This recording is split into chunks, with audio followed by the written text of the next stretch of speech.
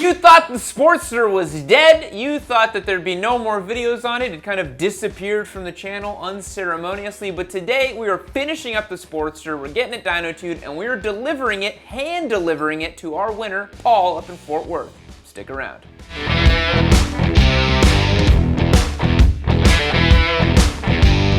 We got a giant Texas flag right there, like the size of a dealership showroom, and I hear rock music. That means I'm at a Harley Davidson dealership. Gonna get that thing finally dyno tuned.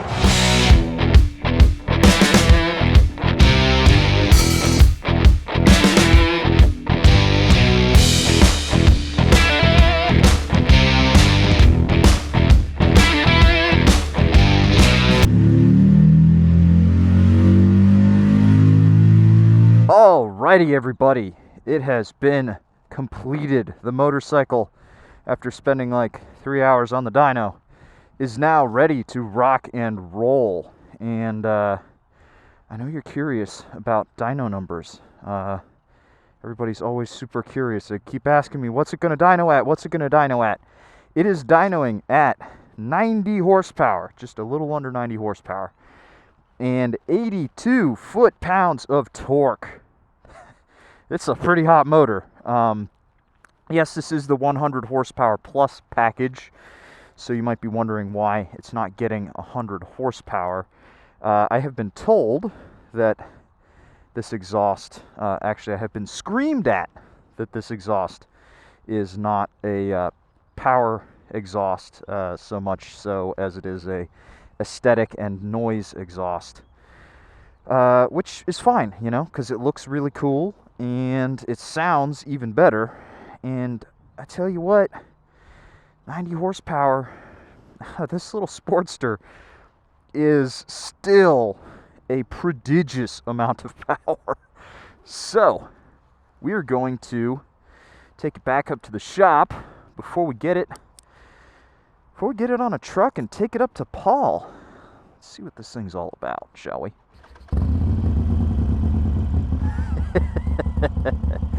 I always like starting this thing up when it's got this big head kit on it because it's just so much more vibrational. Yeah, okay.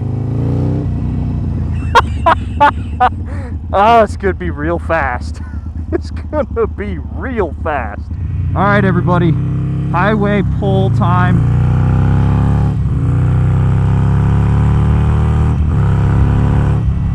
Wow, you can really feel how much difference that dyno tune has made.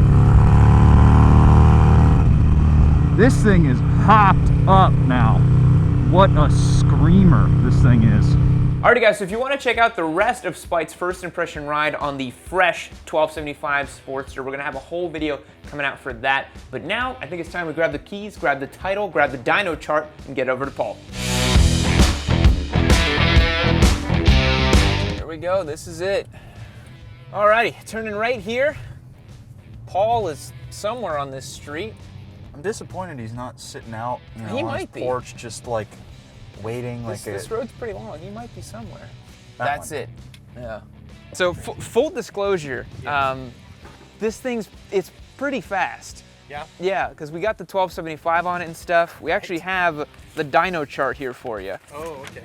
And it's putting down at the wheel here on this blue line. Max power is 88 horsepower at the wheel and about 82 foot-pounds of torque, right around 2,000 RPM.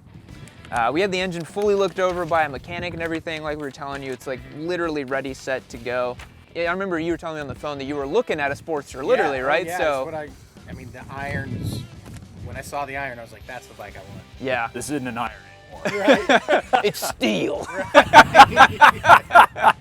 This thing is the real deal now, man. Yeah. Dude, it's so awesome. When you start it up, the whole front wheel just like shakes. Yeah. It's a beast of a bike. This is the first bike that we've hand delivered, by the way, because you were kind of close nearby. We've never done one like this where we actually go and deliver. We have a delivery company that does it. It's always funny because the delivery guy, he's like, man, I love doing your bikes because I feel like Santa Claus when I show up. We've had people show up and they got like their whole family waiting for the bike and stuff. It's awesome. Yeah. You want to sit on it? It's your bike now, dude. Do whatever you want.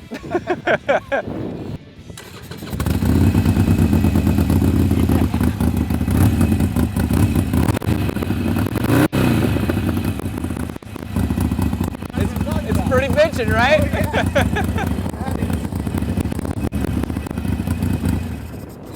That's all those. Yeah.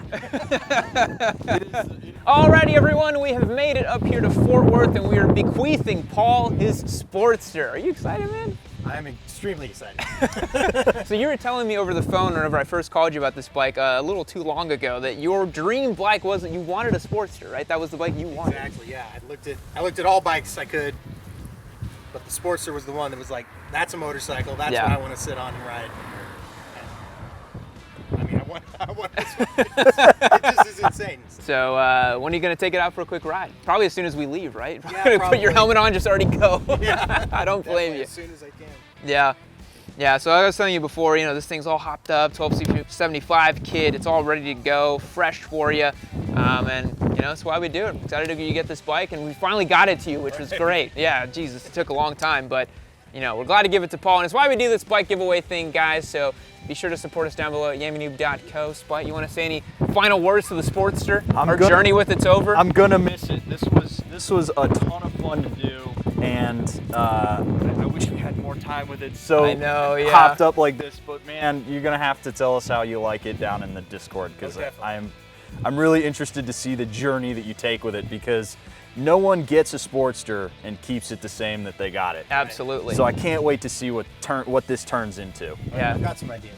So. Nice. Yeah, because that's the whole point of the platform. It's customize it to your dreams. We did it as a very baseline kind of sleeper stealth look, kept it nice and simple. So I bet you'll put a new tank on it, all kinds of new stuff. I mean, there's literally an infinite amount of parts for this bike you can do. So I would recommend new front suspension for all this power, but but it's up to you. You can ride it as a rickety rickshaw as you want right now, but I would recommend new front forks. All right, noted. All right. All right, guys, we'll catch you in the next one. See you later. Alrighty, Spite, we have returned from Fort Worth. Long day in the truck of just schlepping it back and forth. And now we have the task of discussing whether or not everything we did with the Sportster was worth it. And just the Sportster in general, I guess. Well, those are two different questions, really. Yeah. The Sportster itself is worth it if you want an old school cruiser. It is the only old school cruiser out there that still has everything you'd want from it. It shakes, it makes the right potato noises. Boy, does it shake, yeah. And it's air cooled, that you can hear the valve noise. It looks really cool. It's heavy and metal and it feels substantial. You have to be about that life. Yeah. Which I believe is going to be a common refrain in this segment.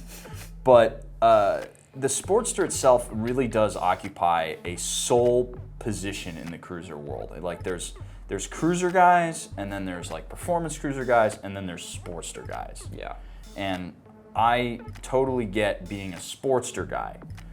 Now, as for converting the Sportster to the 1275, oh boy, that one's tough. Yeah. So you're talking time, you're talking money, you're talking a pretty good amount of mechanical know-how you need to have going into it. I mean, we're not the most experienced mechanically, but I'd say this was probably the tippy top of what I would consider doing to a motorcycle personally. Yeah, there was a lot of like stop and checks and make sures, you know, like it's a very detailed process. All the way down to checking, we had to put the heads on the motorcycle, spin the engine over, and check the clearances between the top of the piston head and the combustion chamber. It's crazy how much we had to do to that motorcycle. Admittedly, we didn't have to change anything because it came great from Hammer. Yeah. The kit was. It was not a bolt-on. By definition of bolting it on, it was, but that was one of the craziest bolt-ons we've ever done. Yeah. But I agree with what you're saying. You know, it's hard for me to make the case to take an 883, do this whole process with it, because at the end of the day, I think you could have probably 70 to 80% of the experience we have with the 1275 Sportster by just getting a 1200 Sportster and slapping an exhaust on it. Honestly, the 1200 Sportster, it's still a little lower compression, so it's not as hopped up. Yeah. It has the more typical torque curve that goes high and then tumbles. Yeah. Whereas ours just went like just that. screams to the red line, which is not what you'd expect from a Harley, but it's totally different than any Harley I've ever ridden. So and honestly, I think what we did to that engine exposed, in a kind of a bad way, the rest of the flaws of the motorcycle. Agreed. When it wasn't so hopped up, you could make the case for the brakes not being that great or the suspension not being that great because, well, obviously it's not a performance vehicle. Well, now it's a performance vehicle with that engine in there. Yeah. And when you can feel the frame twist, when you get on the throttle, when you feel the suspension buckle and the head You feel wobble. this. Yeah, that was the thing I noticed when I took it out for a spin is you get on the gas and it's just this, which is exciting in a am I gonna die kind of way, but from a performance perspective, it's not ideal, you know? And, you know, so we put the 100 horsepower plus kit on. We did 88 at the wheel, which you With factor 90 that foot-pounds back of torque. with 90 foot-pounds of torque At 2,000 RPM, right? Yeah, so it was, I think it was like 70 at 2,000 and then at mid to high 80s at the top. Yeah. So it was pushing a lot of torque. And On like a 140 rear section, right? yeah, and with all of that work and the weight of that motorcycle, you have something coming out that's basically that in the Rebel 1100 now this year. Yeah.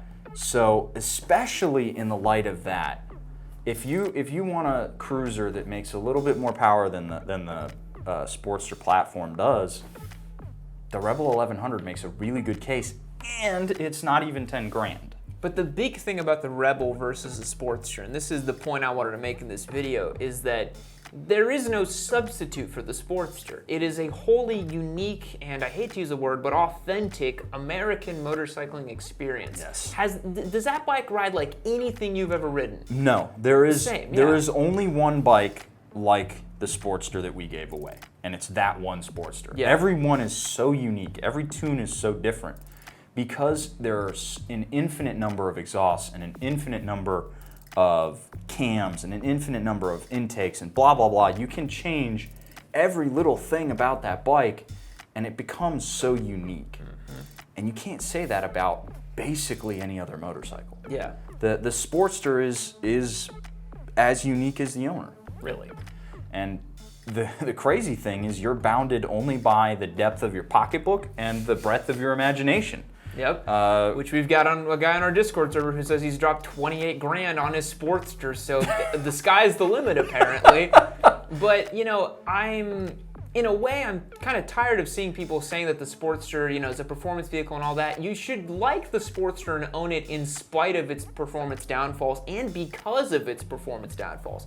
That riding experience is so unique and interesting because it's not all that great on the side of the tire and because the brakes are bad and because it shakes. You know, as a package, if that's what you're looking for, it's awesome. Feels like a hopped up 70s muscle car. Yeah, it's sweet, and a lot of people enjoy that experience of like, I want to get into like a 1970s Chevelle with like a 500 horsepower engine with a blower on the top, you know, because it's so crazy. You just feel the whole chassis twist. Yeah. Because the engine's got so much torque. That's kind of the point of it. Yeah. And again, you can spend a truckload of cash on it, but you know, it's do you want to? And Yeah, so final verdict. If it was your Sportster, if it was your way, knowing what you know now, would you do it? if I would do that if it was my Sportster and I didn't have to front the cash for the engine kit. If I was So you wouldn't do it? If I was fronting the cash for the engine kit, I would probably just get a really nice exhaust system, nice air cleaner, get as much as I could out of the stock engine and call it a day. Yeah. You know, it's a lot of work. It's a great kit. Don't Yeah, let's put that out there. Hammer Performance, amazing kit, super great fit and finish. Let's put that out there. Yeah, it's not the engine's fault. It's the engine is phenomenal. It's easily the best part of that motorcycle right now. But personally, for me, it's just the amount of work that needs to go into the rest of the bike to now keep up with that engine. That's a lot of money. Yeah. So I would pass on it. Yeah. And for me personally, I know it's gonna hurt some of you guys' feelings, but I would just go down to the Indian dealership and get a Scout. I It would. It gives me most of what the Sportster does with basically no effort. You just go, it's going to cost less time, cost less money, cost less energy. You just go to the Indian dealership, you get a liquid-cooled bike, makes the cool classic sounds, it looks classic. I just get the Scout. So that's it. Yeah. It makes a really good case for itself. Yeah. I think the Rebel is also going to be kind of the final nail in the Sportster's coffin. And it's why it's going to be probably our next giveaway modern classic motorcycle. But with that, we have put a bow on the Sportster project. Spite, we did it. Give me some poundage right there. I'm never saying that again. That sounded weird. And we'll catch you on the next one. See you later. Now, how you doing, partner? This video's over, but you click on this one right over here. You keep watching yourself some Yammie Noob. Maybe I bend my boost on this one. Maybe I'll give you some other funny memes or something like that. You might not know if you watch the video, so watch the video now, all right?